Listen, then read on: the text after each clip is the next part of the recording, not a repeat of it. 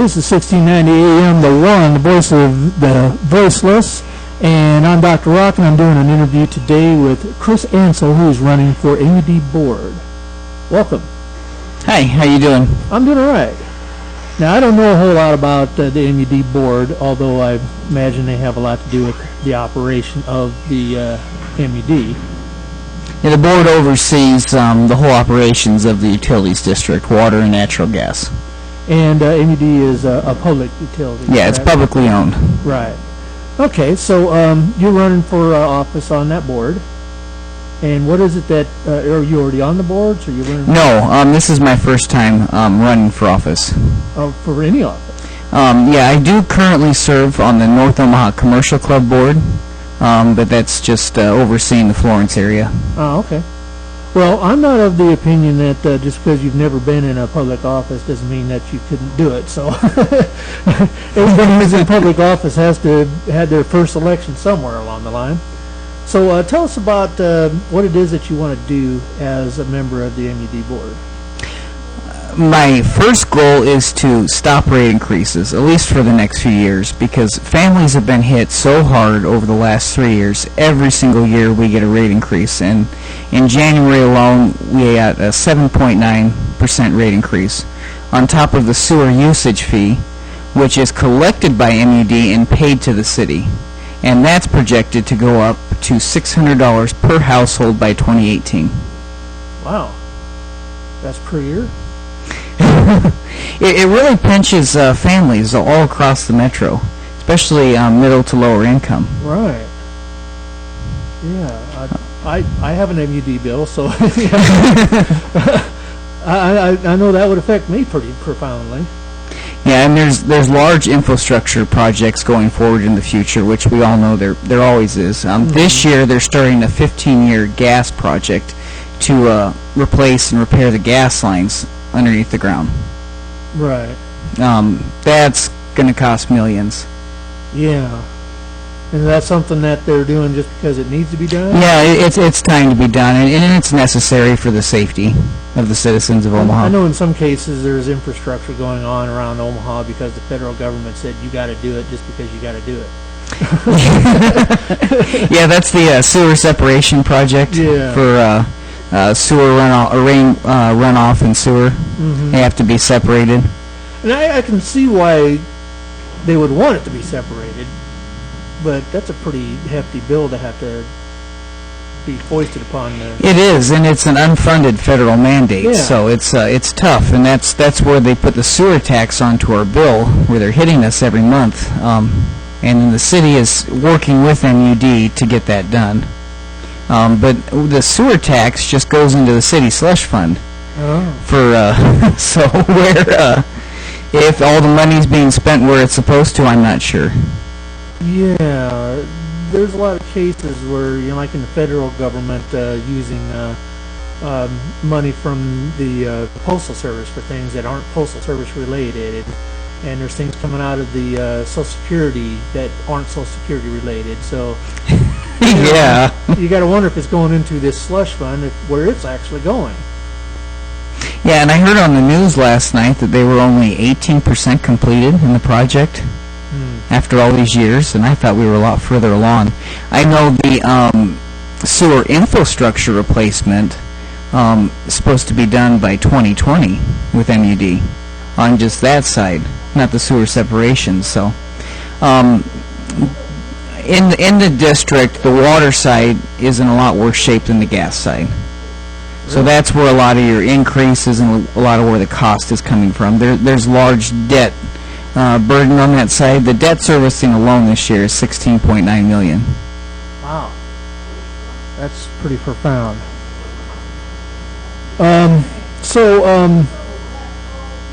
That's separate from the sewer separation. Now, how much of the city is the sewer separation involved in? Because that's not the entire city, right? No, West Omaha, when they built it already separated. Right. So it's all the older part of town. Yeah, like where we're at now. Yeah.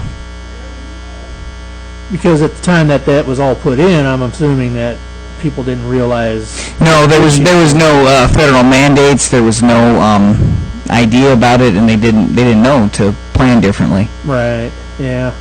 I suppose that's kind of like some of the streets in the older part of town where you pull up an intersection and the lane that you're in is in line with the lane you're next to on the other side of the intersection and things like that. Yep. There wasn't as much planning back then. So, what else is it that you are hoping to accomplish on the board? Well, another one of my larger concerns when I started reviewing the budget was I noticed that through collective bargaining agreements, there is a large wage increases and benefit increases taking place, along with the rate increases that we're getting. It's $13 million over the next 5 years. And I don't have a problem with fair wages Right. or benefits, but I have a problem with overpaying, especially when the district can't afford it, and you're raising the rates of the ratepayer. They're doing it on our dollar, and even at that, the water side will be in a negative position by the end of 2015 if something isn't changed. And if you're an employee, you're probably also a customer. So, if your rates are going way up, is your income going up really going to benefit you that much? Probably, because they're getting some pretty nice raises. Well, yeah. But yeah, MED, they really take care of their own, and it's really a great place to work if you're an employee or part of the labor union there. Right. Which it should be, being a public entity, but within reason. Yeah, you hear a lot of stories about public employees in various levels around the country, whether state or federal, and getting a lot of money that is really not proportionate with people in that industry. Yeah, there some of the raises are $20,000-$30,000 on the top end, just one person, and there's multiple of those across the board over the next years to come. And I think everybody's entitled to raises, but I think we should bring them more within reason. Yeah. If you do that, along with some more competitive contracting, and you can shave $4 million off the budget, then you don't have to do a rate increase next year. Exactly. Exactly. Yeah, it has to be properly controlled. Exactly. I mean, you want people who are employed to get a fair wage, but you want the customers to have a fair price. Yeah, you don't want to pay them enormously at the expense of the ratepayers. Yeah, because how do you do without water and gas? But if you can't afford it, what are you supposed to do? Yeah, they shut you off. Yeah, and then what do? You live without water? I mean, you can't live without water. That's another thing that needs to be improved too, is the assistance plan. There's not very much money in the assistance plan for people that can't afford it. Really? And I'd like to see that improved, where you can, on your bill, you can designate to donate $1 or $5 when you make a payment. But just even changing the billing, so saying, hey, when we bill you each month, check a box, we can donate, they'll just add $2 onto the bill every month. That might help improve the account to help some of the families that are hitting hard times and can't afford. Yeah, that would be a nice way to do it. And a couple extra dollars a month really doesn't hurt you that much. No, but it'll really add up in the fund. It would. It's not going to bankrupt you, and it could help somebody else not be bankrupt, so to speak. Yeah. So that would be definitely a good thing. Yeah, just give it as another option, to the ratepayer. I certainly would never propose any bill forcing them to do that, but Yeah.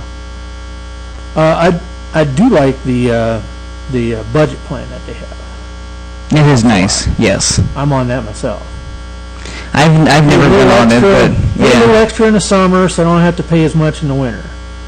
It evens it out. it does. And sometimes you can get a refund back, or if it ran slightly over, then your monthly budget just goes up slightly the next year. Yeah, mine has gone up a couple of times, and I suppose that has to do with rate increases. Yeah. As much as anything.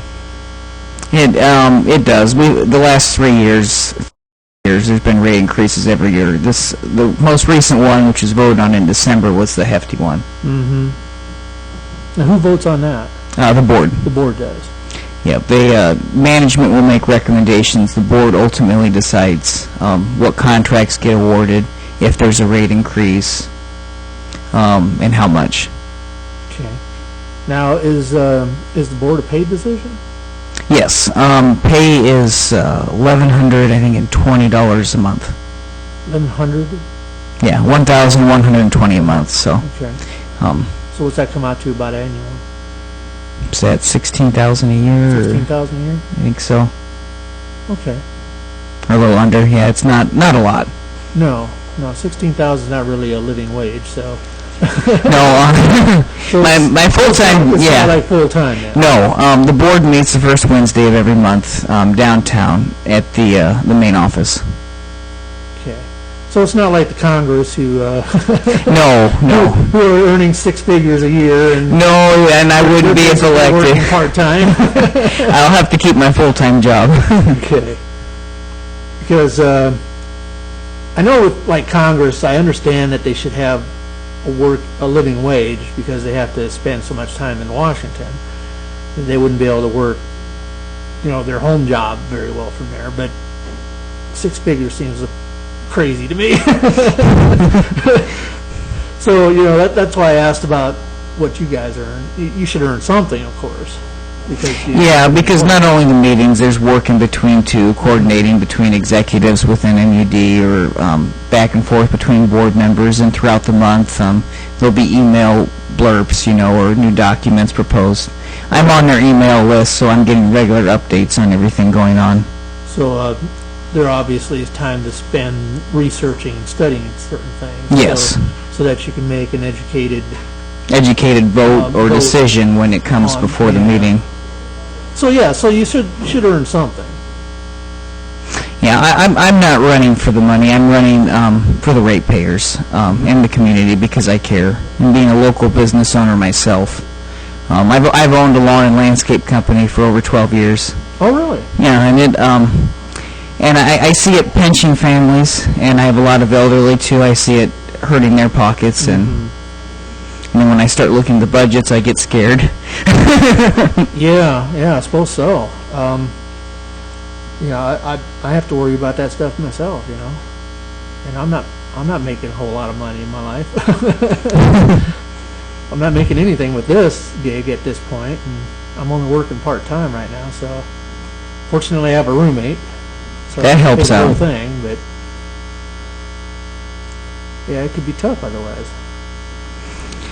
It can be. The other thing I'd like to propose, and this has to go through City Council first, but on the sewer tax, I think people 70 and over should be exempt from the sewer tax. You think so? And the city or the state could kick in a little bit more on that end to help subsidize that, because those are some of the people affected directly, because when you're older and retired and on a fixed income, it's not like you can go out and make a few extra dollars that easy. No, it's not easy to do. I mean, even if you're physically able, there's a lot of places that just won't hire you because they're over a certain. That's very true. And some people who are on a fixed income have a pretty good fixed income because if they might have a good pension or something, but a lot of them don't. That's very true. Social Security doesn't seem to pay all that. No. Yeah, we sure pay a lot into it, don't we, throughout our lifetime? Yeah, my mom's on Social Security and she's pretty tight. Yeah, so's my dad. He can barely make it each month. Yeah. And she gets one lump sum, and then at the end of the month, she's trying to figure out How to eat? how to eat the rest of the month. It's pretty tight. It's hard to do. Yes, it is. But there's a lot of challenges forward, but I think we can accomplish them. We just need the right people on the board that are for the people and not for their own interests. Right. And I don't know of anything of like that going on the board, but I have my own suspicions. There's a lot of board members that have been there for a very long time, and I don't think they're doing much good anymore. I think they've served their time, and it's time for some change. Yeah. Yeah, I think in government we need to do that a lot more on all levels than. Oh, exactly, because you see these senators and congressmen that just serve term after term after term. They're like lifers in there. Yeah. But the problem with that is we don't get new ideas then. No. It's the same old ideas circulating around. Right, exactly.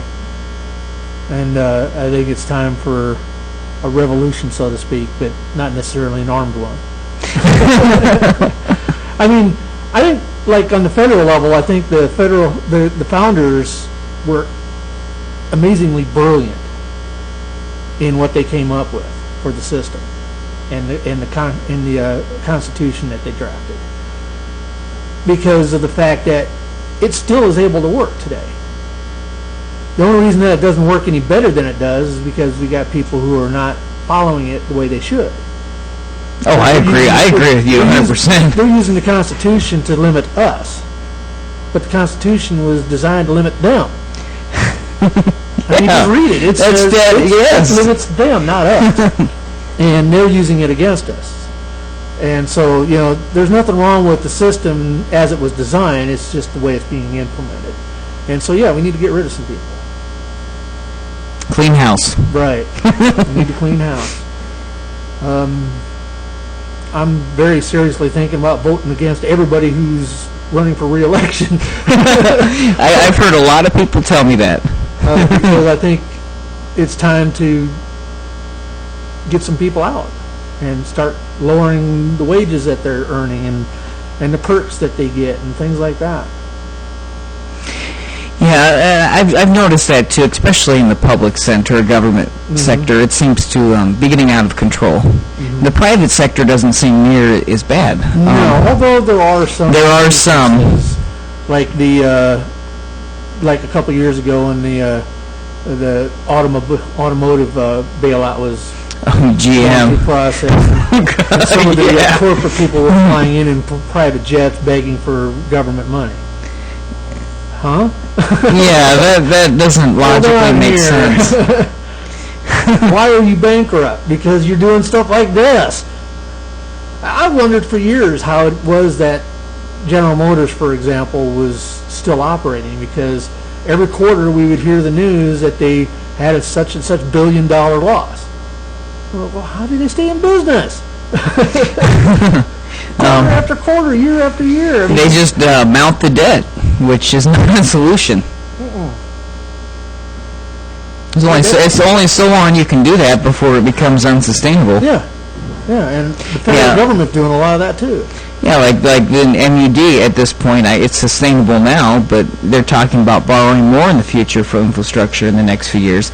I don't think that's a good idea, because it's almost $7 million this year alone just in interest towards the debt. Like, really? Yeah. Borrowing in and of itself isn't an evil thing, but no, and it's necessary sometimes. it is sometimes necessary, but it needs to be kept under control so the interest doesn't eat your life. I mean, there's got to be other ways to do things in most cases. Yeah, and with the district, they went into debt because of the infrastructure replacement on the sewer side mainly. The gas side had a little bit of debt, and they'll probably have to borrow a little bit more there. That's not a big concern because there's so little there. But on the water side, it's the last number I checked, I think it's in the hundreds of millions is actually what they're carrying. Wow. That's a lot. But they have to fund it. Over $47 million in infrastructure replacement alone this year. And this is replacing gas, water lines, and then a lot of improvements on the Florence treatment plant. It's really old, and it's been outdated, so they've had to do a lot of updates to keep things up to code and to keep clean water. Now, which plant is that? The one up by the river? Yep, right by the river in Florence. That's written by there. And I believe that's important too, because our number one biggest concern is we need to keep clean water in Omaha.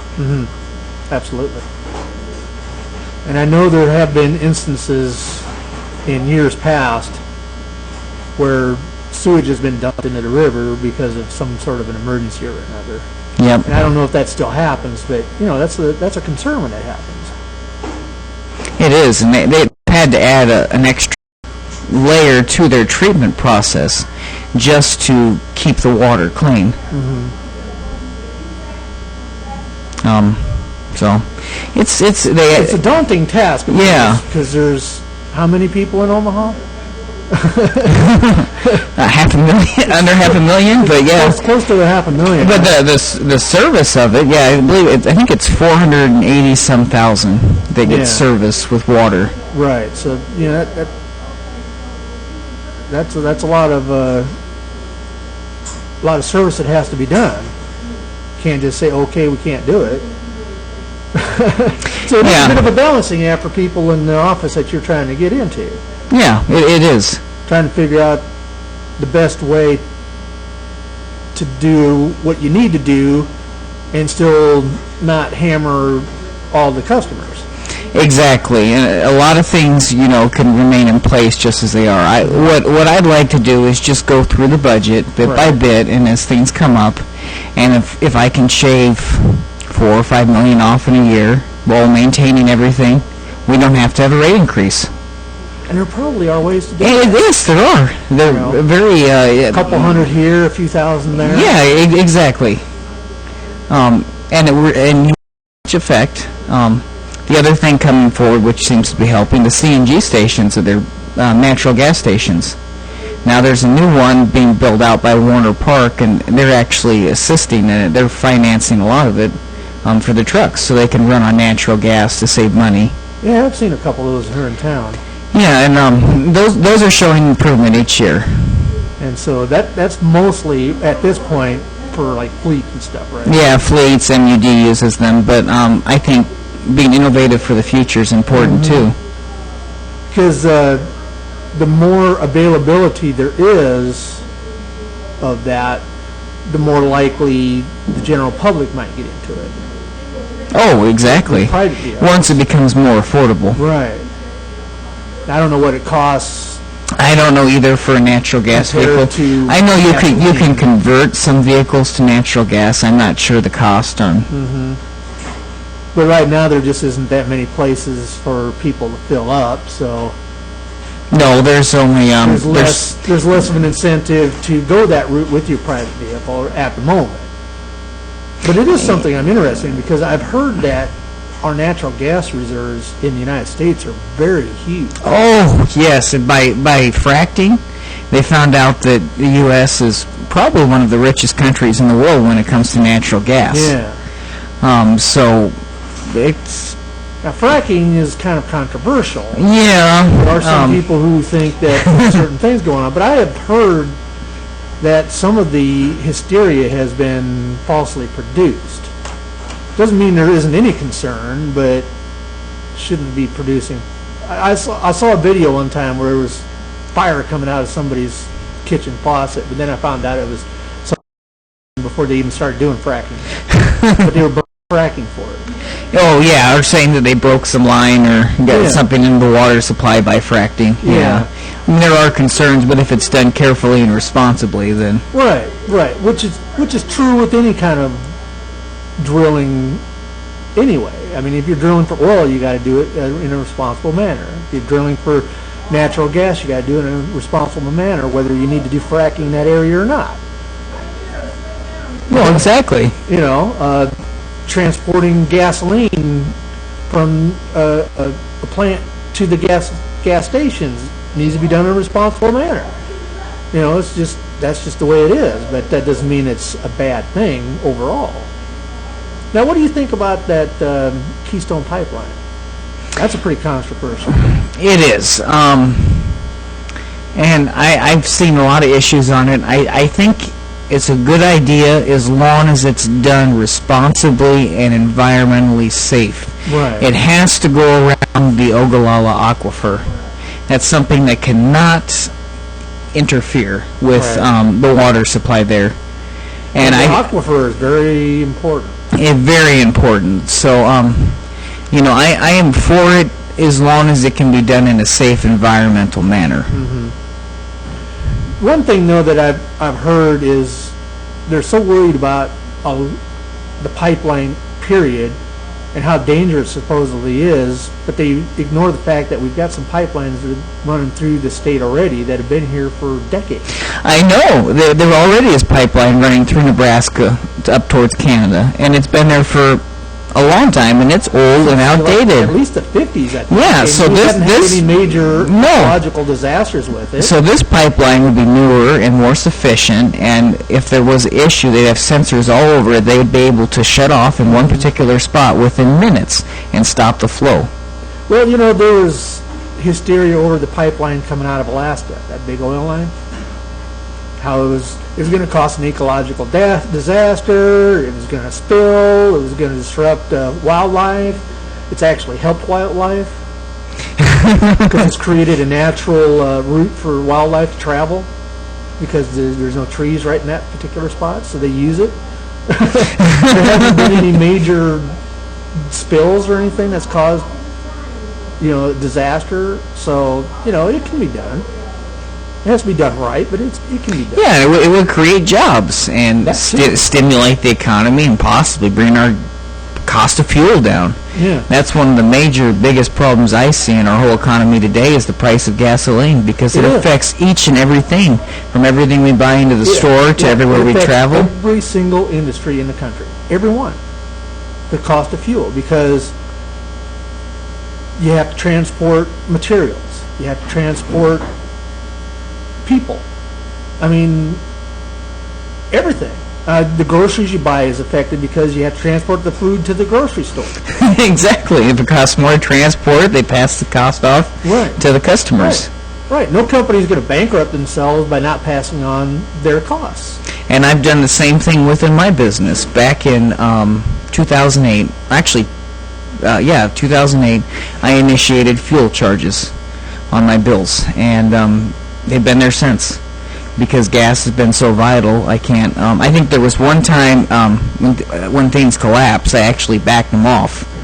When gas went back down to under $2 a gallon, I took them off temporarily. Yeah. But then once it went back up, they went right back on. Very long. No, so they were only off for a few months. But once my cost was down, then I removed them. But yeah, and that's another thing. You know that we've got some of probably the most resources for natural gas and crude oil on the planet, so why are we paying so much? Speculators, the pockets of the billionaires that speculators shouldn't be involved in our fuel supply. No, I think because it's just way too vital to... It's sad to say, I think there's too much greed out there. There is. I'm not against stock markets and things like that overall, but some things are just shouldn't be tied up into that kind of stuff and speculating and all that. They're just playing with too much of our country. Well, exactly, and the oil companies are making billions of dollars in profits, so I'm not proposed to the federal government putting in too much regulation or overreach, but when it comes to the gasoline industry, I think the federal government could step in and do a little more regulation to keep them from being able to charge too many outrageous prices. Yeah, but the problem is I know making so much per second. Yeah, but I know a lot of these congressmen and senators don't want to do that because oil companies or big corporations have donated to them. Mm-hmm. So.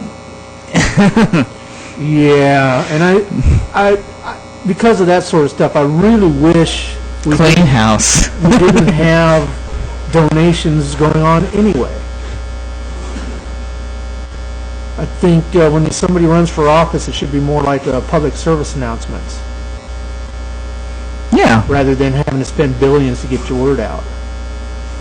Oh, it just becomes ridiculous. It is. It's insane. They should just, there'd be a little bit of money to produce a spot because people have to actually make the spot, but to broadcast it, there shouldn't be any cost for it. It should be considered a public service announcement. Because that is part of public service. People like you and people in Congress and people in the State House in Lincoln. And Yeah, I'd like that idea, and for my office being a smaller office and the pay isn't very good. I'm not running television commercials. I don't have the funds to do that. yeah, you don't have the funds. You shouldn't have to worry about funds. It should be a public service announcement. There should be regulation that says each candidate gets so many minutes or hours or however they want to calculate it per however much time, so that everybody's getting an equal amount of time, and that way you get your notifications, because it shouldn't be dependent upon how much money you can get and how many people you're going to be beholden to once you get it. Yeah, exactly. That this shouldn't be what that's all about. Now, is there anything else that you wanted to tell the listeners about? Well, I'd appreciate everybody's support on Election Day to vote for me for MUD Board. I promise to serve the ratepayers and the ratepayers only. That is my number one interest, and to uphold the Constitution. Now, do you have a website or a Facebook page or anything where people can look to? I do have just a general Facebook page, Chris Ansell. You can find me on there. And you got information about your campaign? Yeah, and or my website, www.reasonableLawnCare.com. My contact information is on there. That's my business. So. Okay. Well, I thank you very much for coming in today. Thank you. And appreciate it, and good luck with the campaign. Appreciate it. All right. Make her own bread, fat and flat stomach. She knows she ain't never gotta ask for nothing. These chicks